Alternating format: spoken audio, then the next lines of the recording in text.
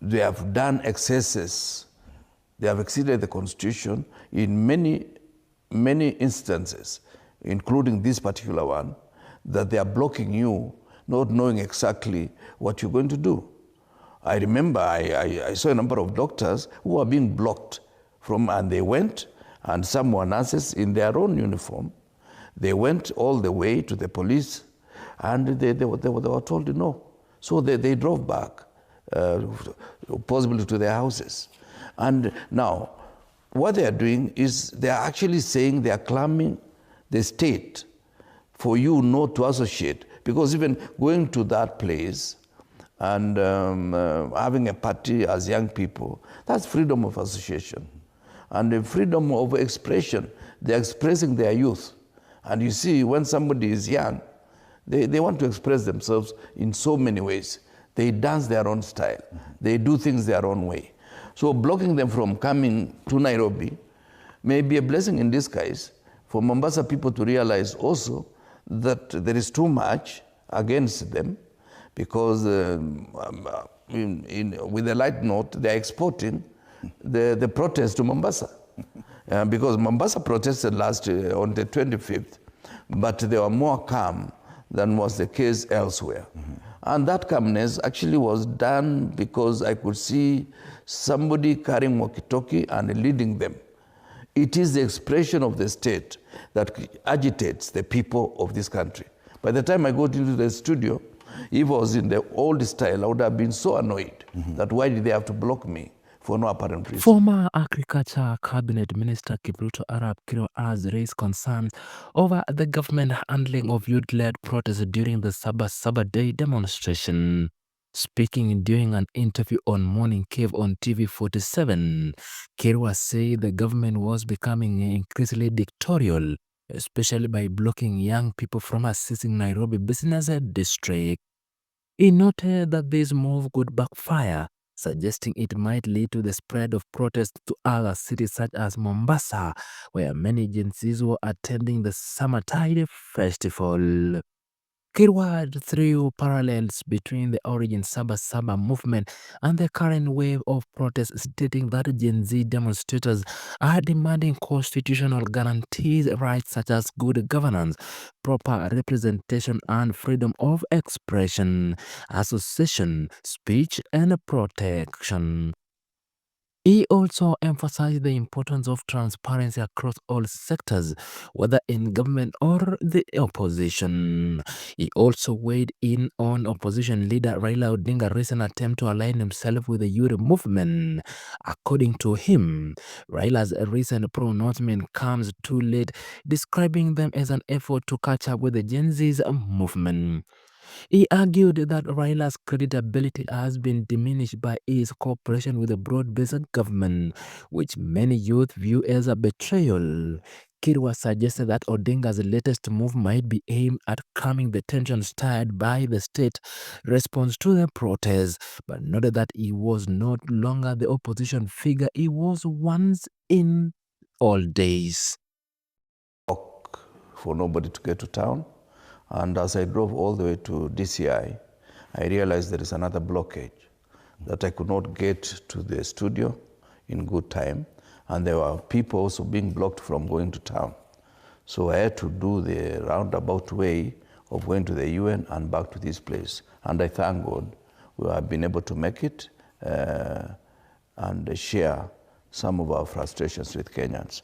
Indeed, I was a sitting member of parliament at that particular time for the same constituency that I served for about 2 decades.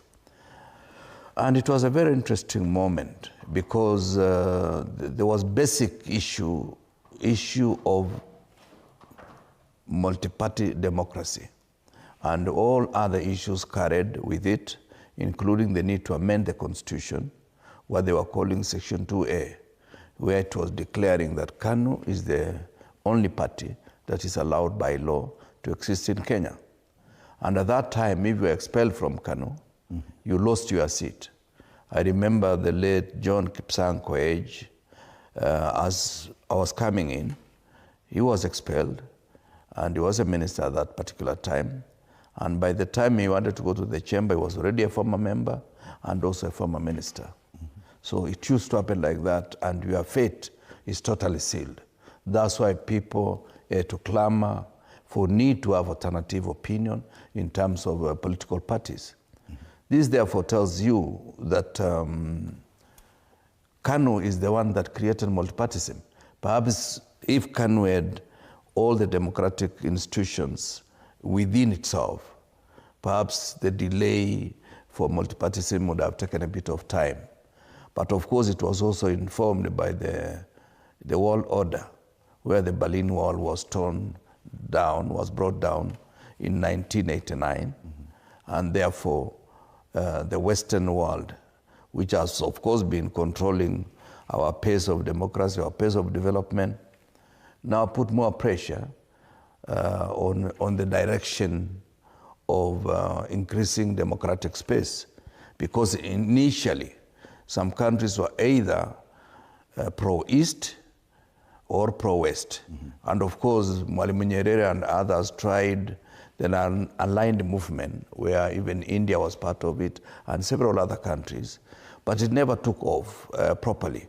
So when the Berlin Wall was brought down, so now the focus was on issues of democracy and issues of governance, and that also gave impetus to those who had Sabasaba One 35 years ago. All right. Are you able to draw any parallels with what's happening right now? Because most of this country. And the other issue is the fact that the constitution that we have is a product of those who struggled in Sabasaba One and others who clamored for not only multipartyism, but also for the change of the constitution, starting with the removal of Section 2A, and also increasingly moving all the way about 20 years until 2010, that the president at that time, Mwai Kibaki, was able to promulgate the new constitution that we have today. So the young people are not asking for anything extra constitutional. They're asking for what is in the constitution, because in the constitution is the issue of governance, issues of representation, freedom of association, freedom of speech, freedom of even protest, and freedom that entails all the human rights aspects of enshrined in our constitution. So they are asking for what is there, and they are saying it is not just enough to have many parties. It is good for us, for everybody to be transparent, whether in the opposition, whether in government. So they are not really fighting the government. What they are telling the government is that do your role. Yeah. When you collect our taxes, perform. And when you perform, make sure there's no money lost. All right. So Dongo Kundu is actually the top trend this morning on X, especially given the fact that a lot of young Kenyans had traveled to Mombasa for Andiani